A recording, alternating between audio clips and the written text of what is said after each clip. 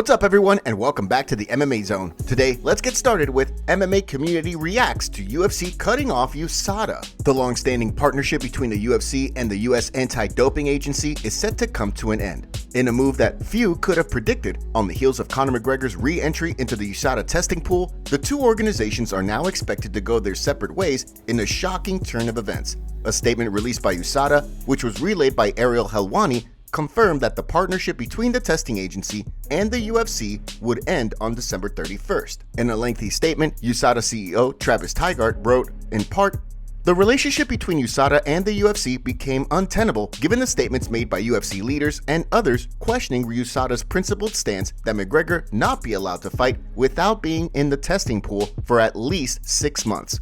With no guarantee that the UFC honors the testing period laid out for McGregor, the situation has garnered the attention of some big names in the MMA community, who were quick to react to the dissolved partnership. UFC vet Megan Anderson reacted to the news, writing, "Wow, this is definitely not a good look at all. Is it really that hard to wait 6 months and follow the rules?" Michael Chandler, who's expected to fight Conor McGregor when the Irish Star returns, was quick to react to the news as well, writing, "Wild," with a mind-blown emoji. Meanwhile, Brian Boom Boom Kelleher questioned whether or not the new year would mean open season for fighters, writing, "Wait, so is everyone taking steroids starting in January?"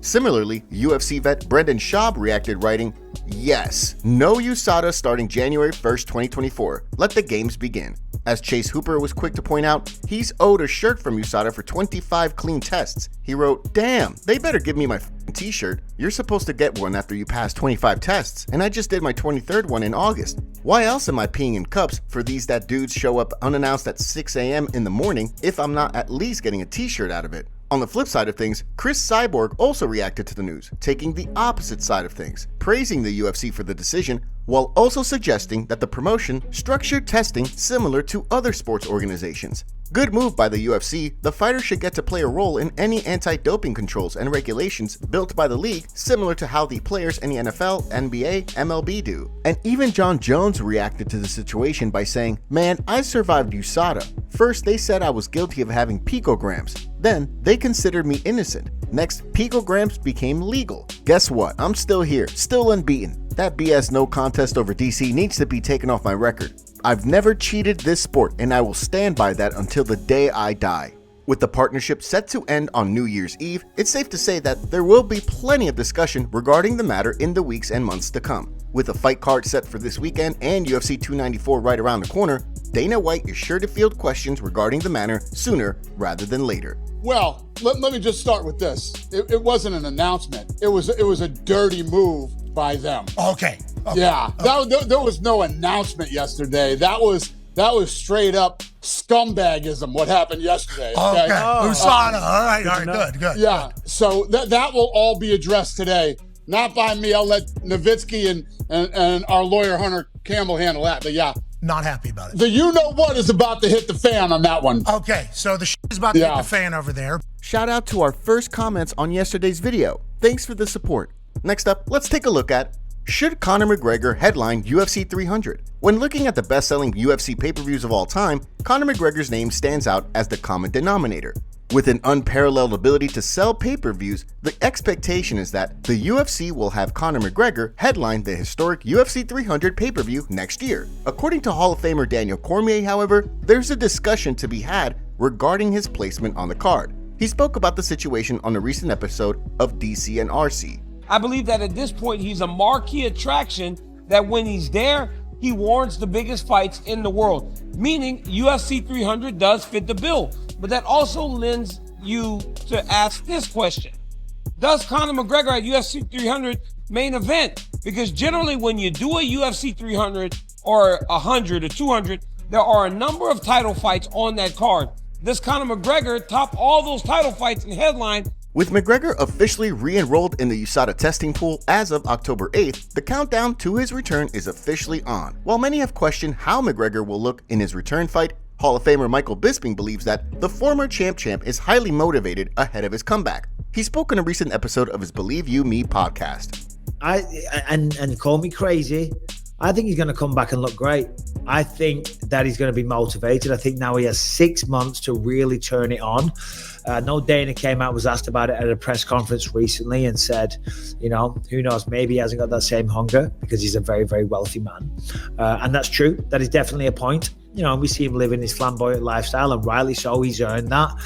But you got to remember, a guy that can reach the levels that he did, become a two-weight champion, you know, there's work ethic there, there's discipline, and there's insane natural ability, you know. And a guy that has that, if you give them 6 months, he can get that back again, in my opinion, because there's two things you can't buy. With McGregor's return on the horizon, his training footage leading up to his fight with Michael Chandler will continue to be put under a microscope as fans and analysts eagerly await his return. Now, let's shift gears and take a look at UFC fighter calls out Paddy Pimblett. After previously going back and forth in a series of heated exchanges via social media in the past, the bad blood between Muhammad Mokaev and Paddy Pimblett seems to be alive and well. In 2018, Pimblett took aim at Mokaev, who was born in Russia but raised in England, for representing his adopted country, calling the flyweight in, which resulted in Mokaev calling Pimblett a racist. On another occasion, Mokaev questioned why the media was giving a quote-unquote bull guy like Paddy Pimblett attention. During a recent interview with Michael Bisping on the Believe You Me podcast, Mokaev took aim at Pimblett when he was asked whether there were any fighters he had a problem with. Paddy's not here, that's why I'll be cool. What's the issue with Paddy? I wanna f him bad. I just don't like this guy.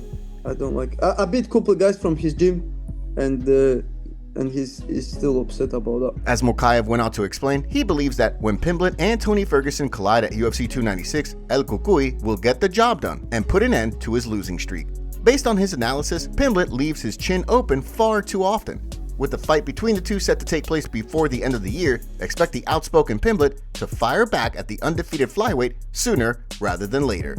Next up, let's take a look at UFC fight updates. Charles Oliveira's withdrawal from UFC 294 has dominated headlines as of late, resulting in a number of other UFC fight updates flying under the radar. Without further ado, let's jump right in and take a look at today's UFC fight updates, starting with Daniel Santos withdrawing from his scheduled UFC Fight Night Sao Paulo showdown on November 4th. As a result, Daniel Marcos, his opponent, will now face Victor Hugo, who rode a massive win streak into a recent Dana White's Contender Series win earlier this month. Looking ahead to the new year, reports have also surfaced indicating that Sergey City will compete against Ramon Taveras at UFC 297 on January 20th. The bout will be a rematch of the pair's Dana White's Contender Series showdown from September, which saw City finish Taveras in the first round. After the loss, Taveras bounced back by defeating Cortavius Romius by a first-round KO just weeks later, earning himself a spot on the UFC's roster. Last but certainly not least, we have a fight between Gabriel Santos and Weston Wilson, announced for UFC Vegas 38 on January 13th. The bout will see Santos look to snap a two-fight skid, while Wilson will look to secure his first UFC victory after being on the wrong side of a first-round loss to Joe Anderson Brito in his UFC debut. As always, with plenty more events on the horizon, expect the UFC to keep the ball rolling with new bookings in the days and weeks to come. Next, let's take a look at UFC reveals huge news for 2024. The new year will see the UFC return to some familiar places, as well as some locations that the promotion hasn't visited in recent years. In addition, the promotion is now set to host its first event in Saudi Arabia. According to an announcement from the UFC, the promotion will host a Fight Night card on March 2nd at Kingdom Arena in Riyadh, the same venue that will host a Tyson Fury vs. Francis Ngannou bout later this month. So far, no word yet on what fight the promotion could potentially feature as a headliner for the event. However, given the fact that it will be the first time the UFC has traveled to Saudi Arabia, it's safe to say that the card will likely be stacked. Next, let's take a look at Paulo Costa breaks silence on injury. With Paulo Costa unable to get clearance to compete against Khamzat Chimaev at UFC 294 after having elbow surgery, the UFC has officially announced a replacement opponent for Chimaev. Much like Chael Sonnen predicted, Kamaru Usman, who competed at 184 pounds as a wrestler, will be making the move up to middleweight to compete against Chimaev on short notice. The two men wanted to fight one another at catchweight prior to the Chimaev vs. Costa booking coming to fruition. However, at the time, Dana White wasn't interested in seeing the two fight at catchweight. Amid the news, Paulo Costa has released a statement regarding the ongoing situation with his elbow, revealing to fans that he has been forced to undergo a second surgery while writing, "This message goes to my fans. Unfortunately, I am hospitalized and had to do a second surgery yesterday. According to doctors, a third surgery will be necessary on Friday. so I will not be medically cleared to fight on October 21st. The Abu Dhabi card still amazing. I'm no happy about, that's it. I will be back before end of 2023. With another surgery expected to take place on Friday, it's unclear just how long Costa will be sidelined for. However, from the sounds of things, he still has his sights set on a 2023 return. Next, let's take a look at MMA Reporter Exposes UFC Manager.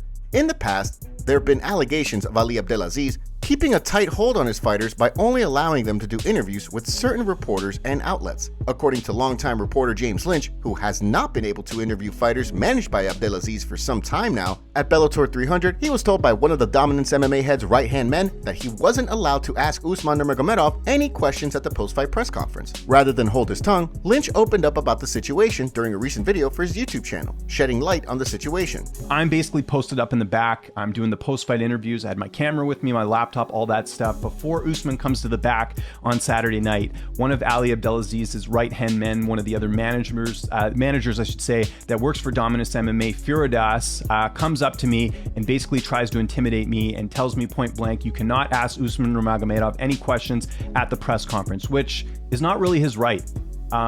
This is a press conference. As Lynch went on to explain, prior to press conferences, reporters are given credentials by the promotion, meaning that only Bellator has the authority to bar reporters from being in attendance or speaking. In addition, the manager in question had previously threatened to slap Lynch on Twitter, something that he didn't do while attempting to intimidate the longtime reporter following Bellator 300. The situation has generated a ton of interest from the MMA community, with many condemning Abdelaziz's actions. However, so far, there doesn't appear to be a response from Abdelaziz or Bellator. The MMA community went off on Charles Oliveira for sparring hard and getting injured in the week leading up to his fight. Here's what the fans had to say. If 120% means I'm gonna train in the most irresponsible and stupid way, then this clown pull-out merchant. Charles Oliveira. I hope the UFC punish this attitude. All of this because he knows Islam is gonna beat his. I love Charles, but that's not a champion's mentality. Okay, let's be real. He just wants to fight bumps. That's it. He wants to be good, but he can't do it versus a good opponent. Good luck getting this fight again. DDP did everything right, was super active, fought 3 killers in an 18-month span, but backed out due to injury, and who knows if he's next for the belt. Meanwhile, Charles beat Beneil, and his first fight with Islam was not close at all. I mean, look, I saw the cut. It looks CGI, so I'm just saying I think he just pulled out. Oh my God, look CGI. It looks like someone bit him in the eye. That's what it looks like. Dude, it looks like a headbutt. So how in the world do you get a headbutt? Yeah. And I mean, honest. Normally, when you look at a cuts are caused by bone on bone. They're jagged, and it's jagged. And you look and you go, well, how in the wasn't wearing headgear. Stupid. Yeah. Stupid. Yeah. Dillon Danis and Logan Paul got into an altercation at their press conference. Logan threw his mic at Dillon, and Dillon returned fire by hitting Logan in the face, causing him to bleed and be rushed off stage. Dillon posted on Twitter after the altercation and said, "Play with fire, get burnt," and showed a picture of blood on the ground. It's possible that the fight could get canceled due to doctors not clearing Logan for a bout, depending on the injury that was sustained. Kelvin Gastelum posted on Twitter saying, "What if this turns out to be Mike Perry and Dennis Dallin?" To make matters worse, Mike Perry and Dillon Danis faced off for the fight. Top comments: so Conor just joined the USADA and all of a sudden, there won't be USADA. Fucking Dana, really? I haven't always been the biggest Kamaru fan, but if he's actually stepping in on this short notice, I have all the respect in the world for him. Imagine if Usman and Volk have the biggest upsets ever. That place will riot. Someone responded with, Volk was dragging Islam into deeper and deeper waters in their last fight, and would have drowned him had there been 1 or 2 more rounds, and Usman is the former pound for pound #1. I don't think either of them winning would be much of an upset, to be honest. I wonder if USADA no longer doing the testing for the UFC means the fighters will get away with more PED use. Seems likely, and also coincides with Conor coming back. Make sure to leave a comment and you might get featured in our next video. Thanks for watching. If you enjoyed, make sure to subscribe and turn on notifications to never miss any MMA news. Check out our video from yesterday if you missed it. See you tomorrow.